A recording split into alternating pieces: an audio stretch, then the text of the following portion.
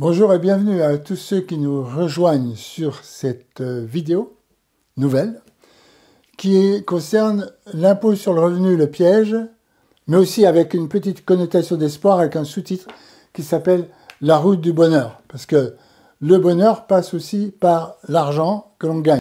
Donc le but de cette vidéo, c'est de vous faire montrer que aussi les maths peuvent nous rendre plus intelligents et elles vont nous aider à observer, on va passer par l'observation, et ce sont des maths qui sont accessibles à tous, y compris à vous-même, et que je vais rendre accessibles à tout le monde. Et par cette observation, on va savoir, c'est-à-dire on va devenir plus intelligent. C'est le but de cette vidéo. Donc la première chose que je voulais faire, c'est faire un parallèle avec le planning financier de base. Nous avons tous un planning financier de base, et je suppose que chacun d'entre vous a fait le sien.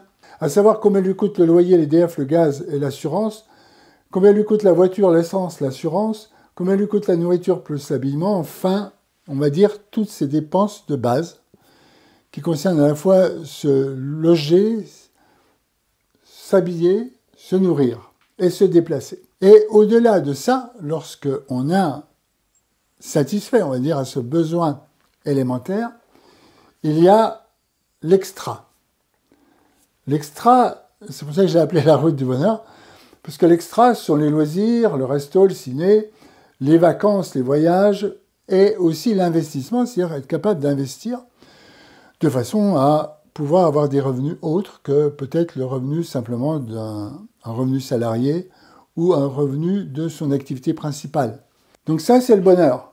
Maintenant, il se trouve que on ne peut pas séparer ça, c'est intéressant de faire le parallèle de ça, avec l'impôt, puisque l'impôt vous pénalise en fait sur ceci, sur ce qui est extra, c'est-à-dire sur le bonheur.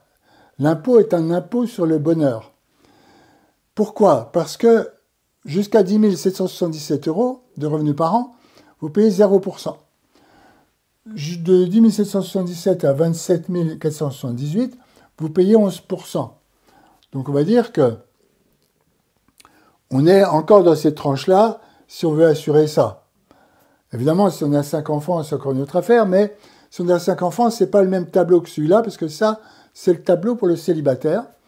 Et le tableau pour une personne, par exemple un couple sans enfants, est encore un autre tableau, et un tableau avec un couple qui aurait 2 enfants, par exemple, c'est encore un autre tableau. Vous n'avez pas besoin de prendre de notes, encore une fois, parce que toujours il y aura un PDF qui va vous reprendre ça, qui va vous permettre de le conserver et de le visualiser. Donc, je disais, voici nos tranches de revenus, et je rappelle que dans les tranches de revenus, 11%, ça veut dire qu'entre 10 000 et 27 000, vous payez 11%, vous ne payez pas 11% sur les premiers 10 000. De même qu'ici, vous payez 30% entre 27 000 et 78 000, mais c'est-à-dire pour la différence entre les deux, mais vous ne payez pas 30% sur ce qui est là. Alors, il y a une première barrière, en fait, au bonheur, c'est une barrière mentale. C'est souvent comme ça dans la vie. Et la barrière mentale, c'est de penser que quand vous montez, vous avez un revenu qui augmente, vous changez de tranche d'imposition, ce qui est vrai. Mais vous ne changez de tranche d'imposition qu'à la marge, et non pas sur l'intégralité. Donc je connais des gens qui font le raisonnement suivant, et ils disent « je vais m'arrêter parce que si je gagne plus, eh ben, je vais payer 30% au lieu de 11, etc. » Ce qui est faux, ils vont juste payer 30% sur le supplément. Donc c'est une barrière mentale parce que, en fait, l'impôt a ceci de pervers qu'il empêche les gens, qu'il crée une barrière mentale à l'enrichissement.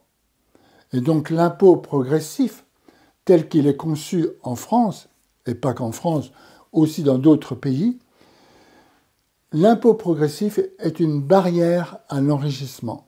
C'est une barrière au bonheur. C'est ce que je voulais dire. Maintenant, ce qui est intéressant, ce qu'il faut savoir, c'est être capable de calculer quel va être votre impôt exact en fonction de votre revenu. Donc je vous ai fait ici, et vous allez le retrouver dans le PDF, je vous ai fait ici un tableau. En fait, vous voyez ici, nous voyons, ici je vous ai mis l'impôt. Ici je vous ai mis votre revenu. Donc en fonction de votre revenu, votre impôt, il est nul au début, c'est la première tranche. Ensuite, il va sur la tranche à 11% ici, et ici, nous sommes sur la tranche à 30%.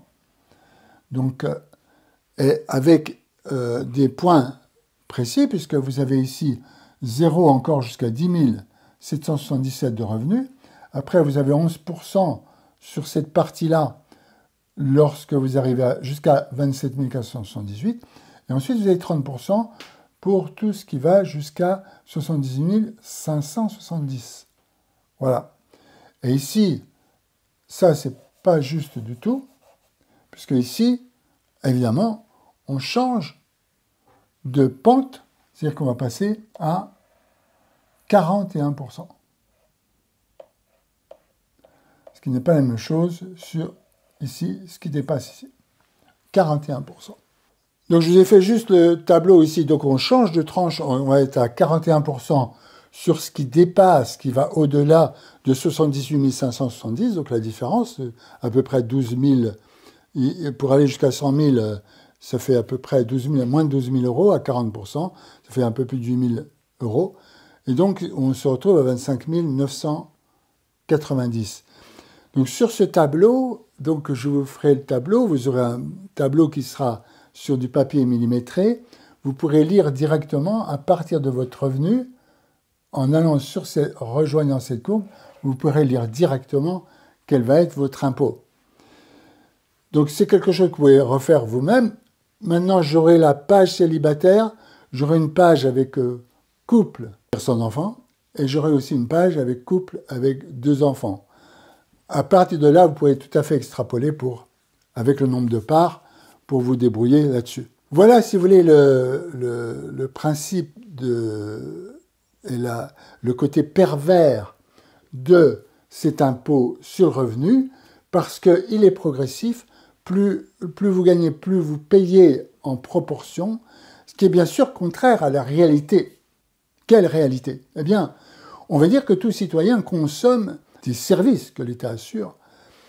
Et on ne peut pas dire que le gars qui gagne plus d'argent va consommer plus des biens fournis par l'État. Je ne pense pas que on peut dire que celui qui a plus d'argent va consommer plus de routes, ou consommer plus de l'armée pour la défense nationale, ou consommer plus de l'éducation nationale. Donc bien sûr, il y a une injustice flagrante dans l'impôt progressif.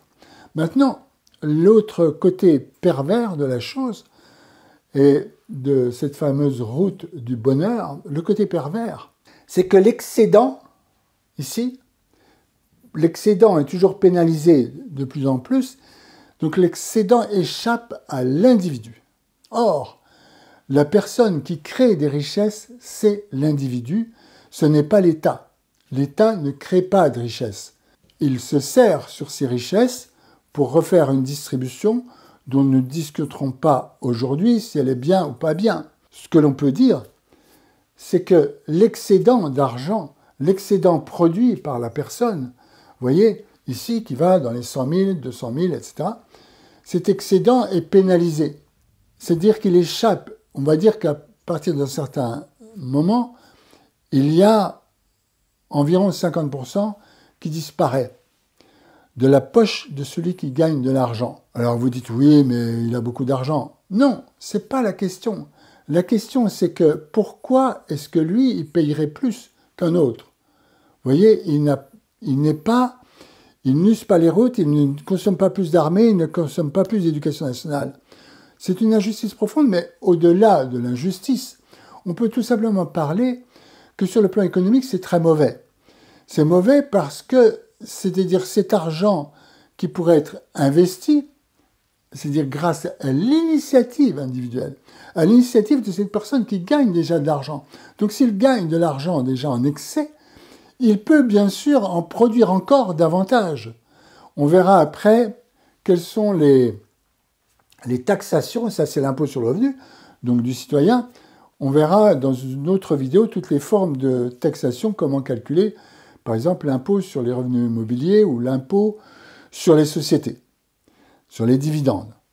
Et vous verrez qu'en fait, nous allons voir qu'en fait, l'initiative financière échappe à l'individu et une société, une nation qui ne fait pas confiance à l'individu pour créer les richesses, évidemment, est une nation qui est à risque.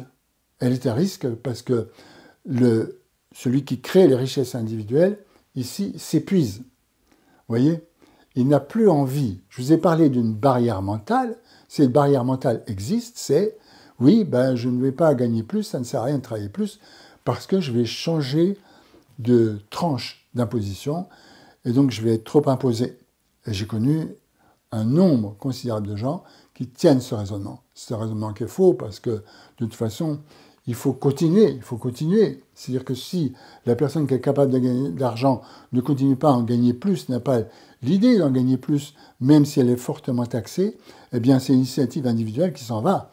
Et donc ça, c'est très mauvais pour une nation. Voilà, eh bien c'est tout ce que je voulais dire par rapport à ça. Vous voyez qu'on peut observer et qu'on peut savoir, on peut commencer à penser à partir de là, mais à partir d'une observation claire.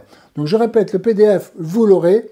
Vous aurez un PDF avec le tableau pour les célibataires, de cette façon-là et de cette façon-là. Le tableau pour le couple sans enfants, pour le couple avec 2 enfants.